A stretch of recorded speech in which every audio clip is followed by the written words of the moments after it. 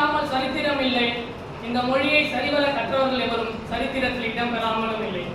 அப்படி பல சரித்திர நாயகர்களை உருவாக்கி தந்த என் தாய்மொழியான தமிழிற்கும் அன்பான அவையோருக்கும் உன் போன்ற நடுவர்களுக்கும் இந்த அன்பு தமிழனின் அன்பு நிறைந்த வணக்கங்கள்.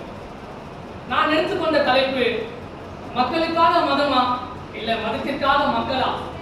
சற்று தலைப்பிற்குள் நுழைகிறேன், தயாராக்குங்கள் உங்கள் கவனங்களை. இத்தலைப்பை சற்று விவரிக்க ஆசைப்படுகிறேன். மக்களுக்காக மதமா மதத்திற்காக மக்களா? அறிவர் அம்பேத்கர் ஒற்றை வரியில் மதத்தை பற்றியும் சாதியை பற்றியும் தெளிவாக எடுத்துரைப்பார். மதம் ஒருவனை மிருகமாக்கும், சாதி ஒருவனை சாக்கடையாக்கும். மதத்தின் மீது நம்பிக்கை வேண்டாம் என்று சொல்லவில்லை, மதத்தின் மீது மூட நம்பிக்கை வேண்டாம் என்று தான் இங்கு சொல்கிறோம். ஒரு சிலையை, கடவுள் என்னும் சிலையை செதுக்கும் சிற்பி அக்கடவுளை உள்ளிருந்து வழிபட தீண்டாமை என்னும் ஒரு தீட்டு தடுக்கின்றது என்றால் அப்பொழுது அந்த மதமும் அந்த கடவுளும் அம்மனிதன் எதிரே தோற்று போகிறது. ஆனால் ஒட்டுமொத்த மனித சமூகமும் மதம் மதம் மக்களுக்காக மதம் இருக்கும் வரை எந்த ஒரு பாகுபாடும் வேறுபாடும் அல்ல. மதத்திற்காக மக்கள் மாறும்போது வேறுபாடுகளும் பாகுபாடுகளும் அக்கிரமங்களும் நடந்து கொண்டிருக்கிறது. இன்றைய காலகட்டத்தில் ராமர் காலில் கிடைக்கும் செருப்பை வைத்து ஒரு ஆட்சி செய்யும் போது செருப்பு தைப்பவனே ஆட்சி செய்யக்கூடாது என்ற வார்த்தைகள் பல நூலகங்களிலும் பல புத்தகங்களிலும் படித்துள்ளேன்.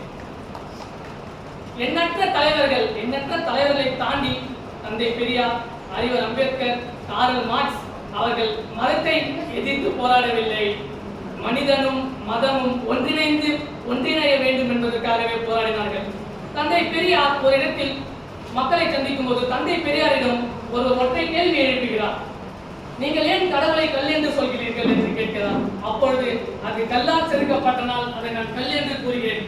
அப்படி ஒரு பெரியார் அங்கே ஒரு வார்த்தையை உரைக்கிறார். அப்பொழுது அவர் உங்கள் எதிரே கடவுள் வந்து நின்றால் நீங்கள் என்ன செய்வீர்கள் என்று கேட்கிறார். அப்பொழுது தந்தை பெரியார் சொல்கிறார், சிரித்துக் கொண்டே சொல்கிறார், கடவுள் இருக்கிறார் என்று சொல்லிவிட்டு நான் சென்று விடுவேன் அப்படி என்கிறார். இங்கு கடவுள் இருக்கிறாரா இல்லையா என்பது பிரச்சனை அல்ல. மதம் இருக்கிறதா, அது ஒருமைப்பாட்டோடு இருக்கிறதா, ஒழுங்காக நடக்கிறதா என்பதுதான் மாபெரும் பிரச்சனை. மதம் என்பது மனிதனை நெறிமுறைப்படுத்தவே தான் தவிர வெளிப்படுத்துவதற்காக அல்ல. அண்மையில் நடந்த ஒரு சம்பவம், ஒரு மதத்தை சார்ந்த முஸ்லிம் மதத்தை சார்ந்த பெண்கள் தங்களின் உடையை அணியக்கூடாது என்று பல மதங்கள் கல்லெறிந்தும் பல போராட்டங்கள் நடத்தியும் அவர்களை காயப்படுத்தினார்கள். ஆனால் மற்ற மதமோ இந்து மதமாக இருந்தால் காவி ஆடை அணிந்து கொள்ளலாம், கிறிஸ்துவ மதமாக இருந்தால் வெள்ளை ஆடை அணிந்து கொள்ளலாம், முஸ்லிமாக இருந்தால் அவர்கள் ஆடையை அணியக்கூடாதா? ஏன் இந்திய நாட்டில் மதம் என்பது அனைவருக்கும் சமம். நம் தேசிய கொடியில் பார்த்திருந்தால் பச்சை, வெள்ளை, ஆரஞ்சு என்று 3 கலர்கள் இருக்கும். அதற்கு காரணம் என்றால் பச்சை என்பது முஸ்லிம், வெள்ளை என்பது கிறிஸ்துவர், சிவப்பு என்பது இந்து மக்கள். அது 3மே ஒன்று சேர்ந்துதான் நம் மாபெரும் பாரத நாடு. அதில் அசோக சக்கரம் பொறிக்கப்பட்டிருக்கும். அதற்கான காரணம் என்றால் அனைத்து மக்களும் அனைத்து மதத்துள்ளும் அடங்க முடியும். ஒரு மனிதனால் இதற்கு புரட்சியாளர் அம்பேத்கர் எடுத்துக்காட்டாக எடுத்துக்கொள்ளலாம். நான் இந்துவாக பிறந்தது என் தவறல்ல, இந்துவாக இறப்பதுதான் என் தவறு என்று புத்த மதத்திற்கு தழுவியவர்தான் டாக்டர் B.R. அம்பேத்கர். அதற்கு காரணம் என்னவென்று கேட்டால், ஒரு மனிதன் எத்தனை மதத்திற்கு வந்தாலும் மாறலாம், அது தன்னுடைய சுயமரியாதை என்று தெல்ல தெளிவாக எடுத்து காமிச்சார் புரட்சியாளர் அம்பேத்கர். அதையும் காட்டிலும் பல்வேறு ஆலயங்கள்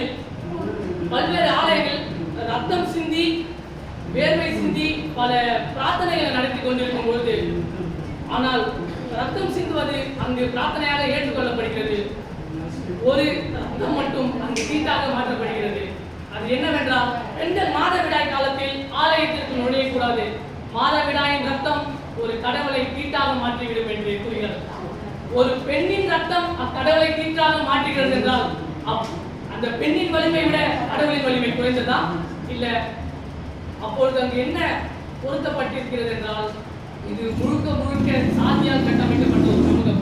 அப்பொழுது சாதி எங்கிருந்து வந்தது, இச்சாதியை எப்படி அழிக்க முடியும் என்று விவாதித்துக் கொண்டிருந்த போது சாதி மதத்தில் என்று தோன்றியது.